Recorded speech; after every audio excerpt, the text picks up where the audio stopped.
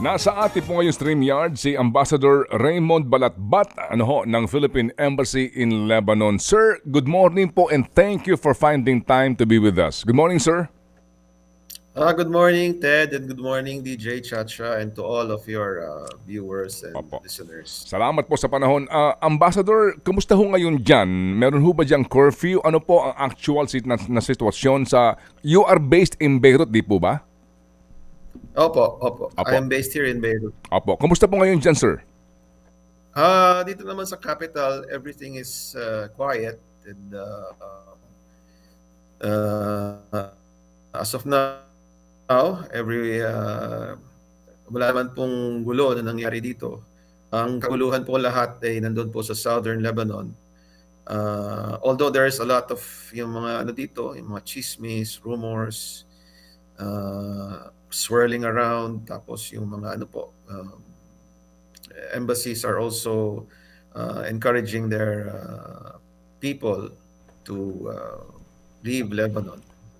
Opo, sige po. Bago po itong inyo pong panawagan ng repatriation, voluntary repatriation, sir, in the south, particularly doon po sa boundary ng Israel at ng Lebanon, meron pa ho bang Pilipino? Gaano po karami Pilipino doon?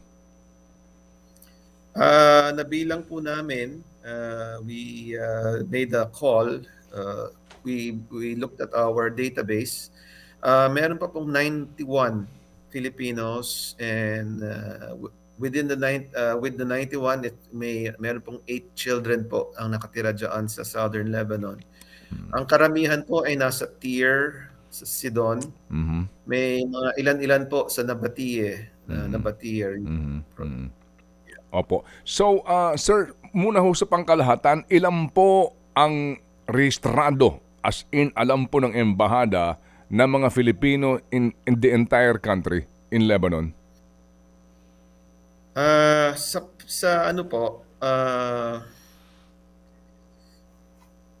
atalaan po ng Lebanese immigration, may 17,500 Filipinos dito po sa Lebanon. Pero sa amin pong registration, yung online registration ng mga Filipino sa database po ng embassy, may mga 4,347. Okay, sige. So, paano po natin to tinatangkilik na informasyon? Because according to our sources din in Lebanon mismo po, sinasabi nga na yung 17,500 is yun hong mga may record lang sa immigration. But marami daw ho nakatawid dyan na mga Pilipino na hindi na ho daw yata na record, at ang sinasabi nga ay higit daw po sa 20,000 ang mga Pilipino dyan. I don't think so. Nakalibot na rin po ako dito sa Lebanon, and I've also talked with a lot of our community leaders. The 17,500 is actually a bit high na eh. I would estimate slightly lower. Opo. Slightly lower po.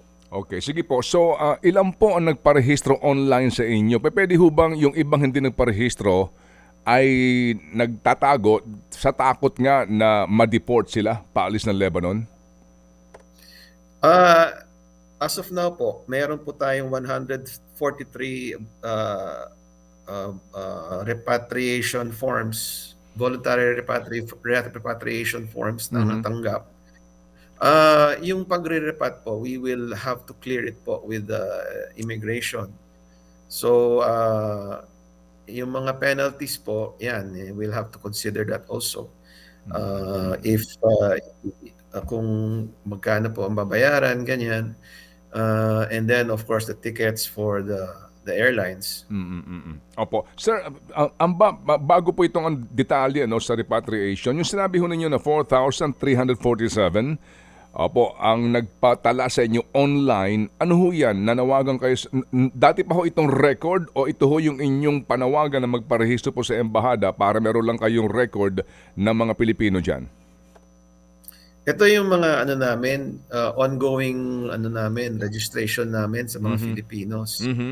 So ito yung record na we keep. Tapos of course meron po ring record ang Lebanese immigration. So inaano po namin. We Opo. try to compare, try to ano. Okay. So yung nga pong tanong ko, baka po may mga hindi ho nagpaparehistro po sa inyo kasi nga mga sorry to say, mga illegals kumbaga. Yes, yes. Meron din naman pong ganyan na mga illegals yung dumarating Mm. po rito na as tourists actually, pero trabaho naman. Mm, mm, mm. We do not have any record of them eh. Mas Opo. lalo na kung hindi pupunta yan sa embassy at Mm. verify ng kontrata, Opo, hindi opo. po namin malalaman ang Mm. kanilang na nandito na sila. Opo, opo. Yung nga din po, no, whether ito po illegal o rehistradong OFW, ano ho, obligado po nating tulungan sila kasi nga po mga Pilipino ito. Sir, may deployment ban dyan di ba? For the longest time. Alright? So ito ho bang nagparehistro sa inyo ng mga Pilipino? Ano ho mga estado nito? Kasi meron nga pong employment ban dyan sa Lebanon.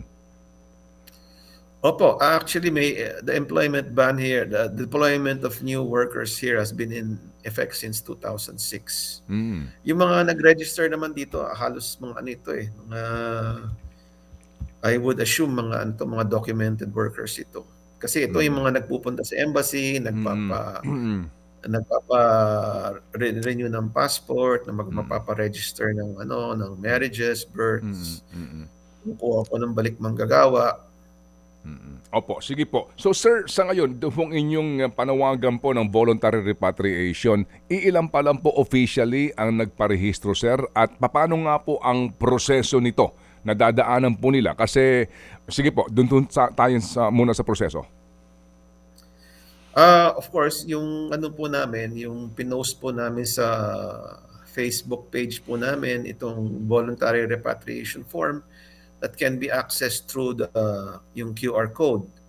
So they have to answer yung mga questions, tapos they will submit it to us, and then we will have to process the papers that they have said that they have. Mm. Ang ano po dyan, we will have to look if they have the right documents, if they have passports and ikamas. Mm.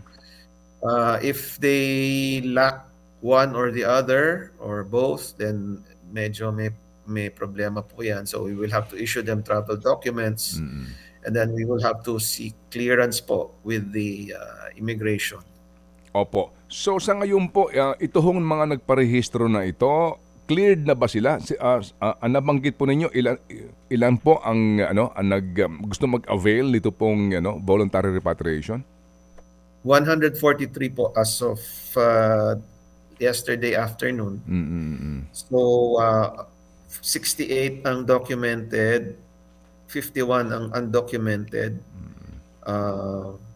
7 ang mga spouses or permanent migrants, yung may asawa po na Lebanese. At yung huli po ay yung 17, these are mostly children of the Filipinas. Opo. Ano po mga kasarian po nila kadalasan? Kababaihan po. May kalalakihan din ho ba? Panay babae po ang nasa dito sa Lebanon. Opo, opo. 95% of all Filipinos here are females. Opo. So lahat po ito nagparehistro mga babae po, no? May ilan-ilan, mga isa, dalawa. Na. Actually, we have one, I think, a male spouse of Opo, opo. Sige po, so ito hong ganito, sir, yung kasi kaninyo may prosesong dadaanan, gaano po kahirap po ito ma-accomplish na proseso doon po sa usapin ng pagkuha ng seat sa eroplano dahil ang amin pong balita, mukhang mahirap makakuha po ng plane ticket palabas ng Rafik Hariri International Airport. Ang pinakamadali po dito, yung kung may kompletong documents, nabilang na po namin, of course, yung among the spouses, of course, of Lebanese, we have already identified 28 who are, I think, ready to leave, and we have already requested funds from the DFA for this. Opo. So, sir, pinag-uusapan po natin pondo, no? Gaano po kabilis ang prosesong yon? Ngayon ho ba, sir, may balita na ho ba kayo kung na totoo po na wala hong walang available na mga tickets going out of Beirut? Well, we've contacted the airlines. Ang sabi nila, there are still naman seats available. Okay. There are seats available.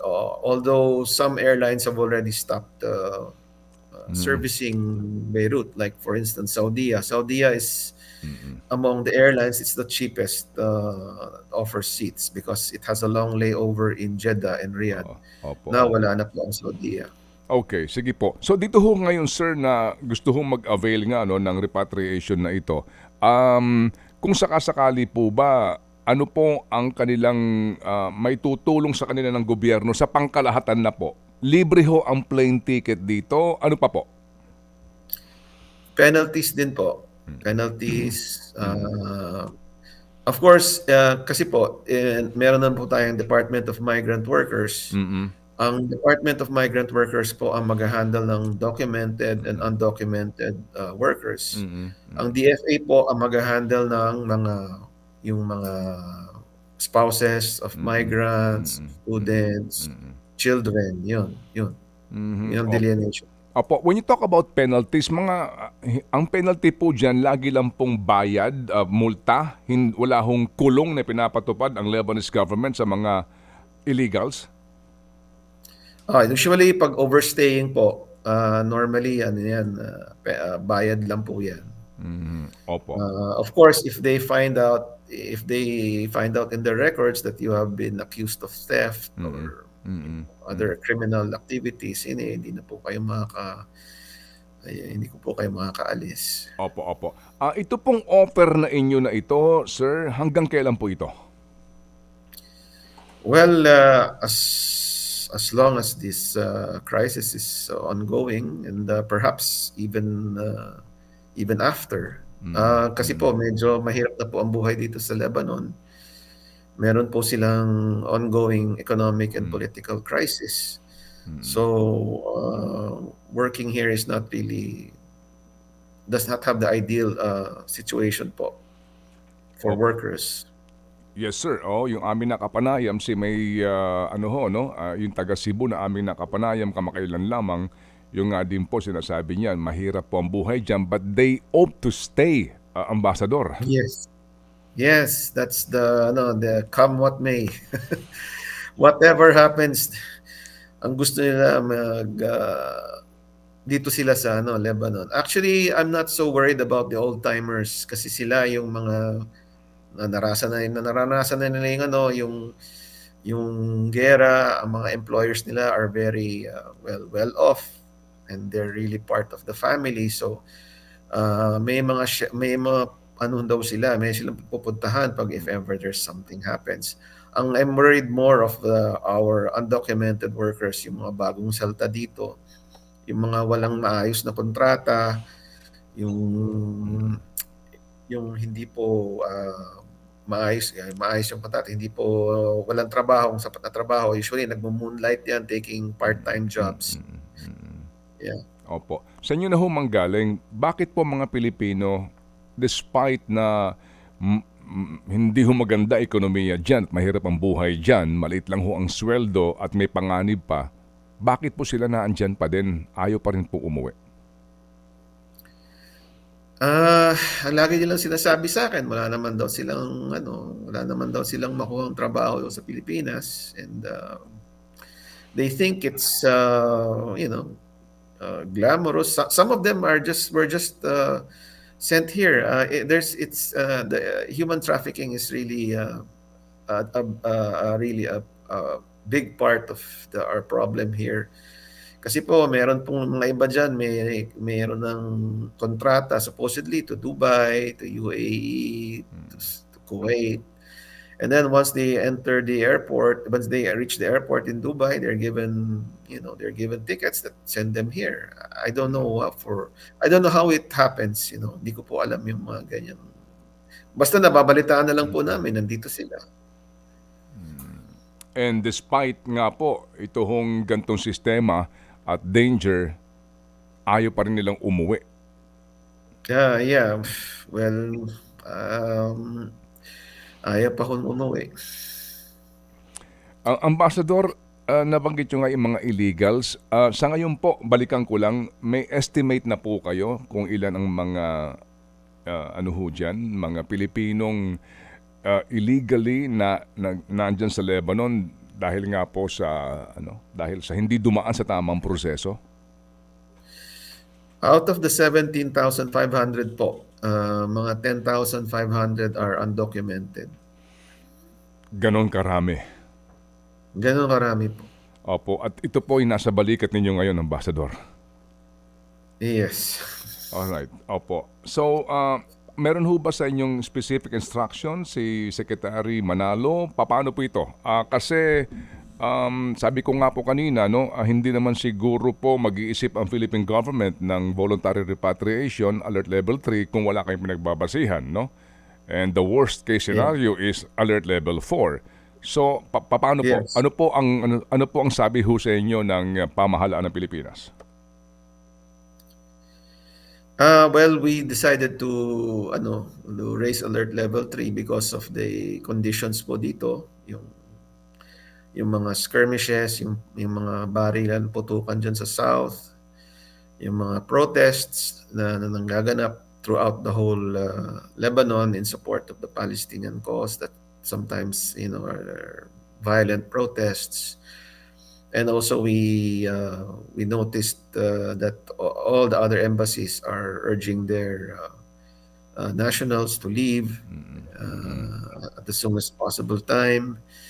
Tapos po yung of course yung mga statements po ng Hezbollah at saka ng Israel na very belligerent. Pag babasahin niyo po, they're threatening, and of course the history between the two, may giyera po sila dito noong 2006. So the memory is still very fresh among the Lebanese. Oo. So sir, nabanggit niyo po yung 2006, no? Ito po yung makasaysayan din at madugong digmaan.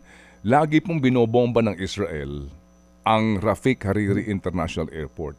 Sa kasaysayan po nito, magmula pa ho nung una, no? Magmula pa ho nung 1968, hanggang 1976, 82, 2006, laging sinisira ang airport kasi nga dito po yung baksakan ng mga supplies na tumutulong dito po sa grupo ng Hezbollah. Kapag po Yes. mawalang galang lang, pag po wag naman sana mangyari at binomba ho itong airport sa Beirut, saan ang exit natin? There's only one exit, Cyprus. Cyprus po. Opo, and that will be through the seas. Yes. Opo. At We will have to use a ship to opo. ferry. Yes, sir. And this is now part of the plan. It's part of the options of the embassy's contingency plan. Yes, sir. I will respect that. Ano po? Sir, paliwanag lang po maiksi lang, ang Hezbollah, opo, ano ang kanilang personalidad sa Lebanese government? Well, they are part of the Lebanese government. They are one of the major political parties here. And during the last elections, they won a number of seats in parliament. So they were able to appoint a number of ministers in the caretaker cabinet.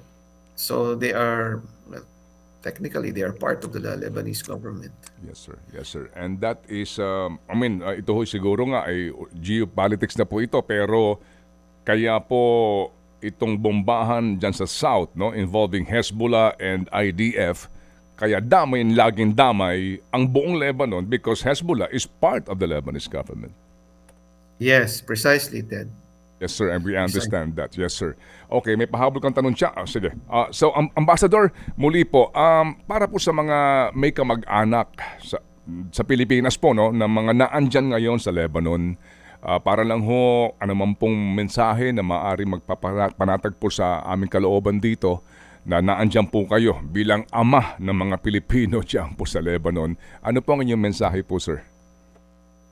Sa mga kamag-anak po ng mga ating kababayan na nandito po nagtatrabaho sa Lebanon, wag po kayong mabahala. The embassy is here to assist yung mga kamag-anak po ninyo. Handa po kaming mag-assist sa kanila kung gusto na pa po nilang umuwi sa Pilipinas, then they can avail of our voluntary repatriation program. You can our numbers are also pasted in our website. Here are the numbers. The MWO, the Migrant Workers Office, is +961 79110 Assistance to Nationals, +961 70858 086. So, pwede po kayong tumawag dun sa numbers na yan para tanungin po, makiano po kung sa kalagayan po ng inyong mga kamag-anak.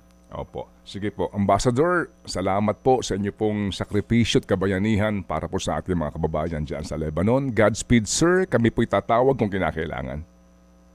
Hi, thank you po. Ted, and you can call anytime. Opo. Mabuhay po, sir, and please do take care. Thank you.